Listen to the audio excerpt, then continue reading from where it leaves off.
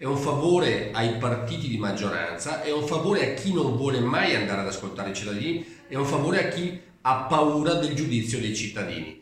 Ci dispiace, partiremo con ulteriori iniziative per dare una legge elettorale nazionale che sia garanzia di maggioranze solide. Usa parole dure e rilancia il presidente del Consiglio regionale del Veneto Roberto Ciambetti. Proprio Palazzo Ferrofini del Resto era stata la prima assemblea di regioni in Italia a sostenere la proposta di referendum per l'abrogazione del sistema elettorale proporzionale. Poi erano arrivate altre 8 regioni a guida centrodestra, una corazzata che è andata a sbattere contro il pronunciamento della Corte Costituzionale. Il quesito intendeva trasformare l'attuale sistema in un maggioritario puro, come accade in Gran Bretagna, ma i collegi in Italia vanno disegnati ex novo e quindi la legge elettorale non sarebbe stata immediatamente applicabile. Da qui lo stop del giudice supremo. È una vergogna il vecchio sistema che si difende, ha tuonato Salvini, cui si sono subito uniti i colonnelli locali. Il problema è che si è persa una grossissima occasione di democrazia, al contrario di quanto dicono certe forze politiche, perché noi sappiamo che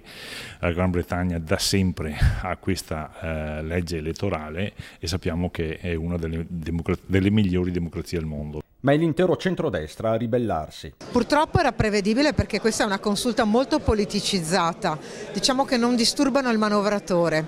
Il manovratore vuole tornare alla proporzionale perché è la legge che può mettere il Parlamento nel ricatto continuo. La maggioranza romana, opposizione a Venezia, applaude invece alla consulta. Di una bella giornata ha parlato il ministro veneto per i rapporti con il Parlamento Federico D'Incà, che rilancia il proporzionale con sbarramento al 5%. Per i colleghi del PD la questione elettorale va risolta a Roma. È compito del Parlamento trovare la soluzione più coerente per dare stabilità e rappresentatività all'interno del Parlamento stesso.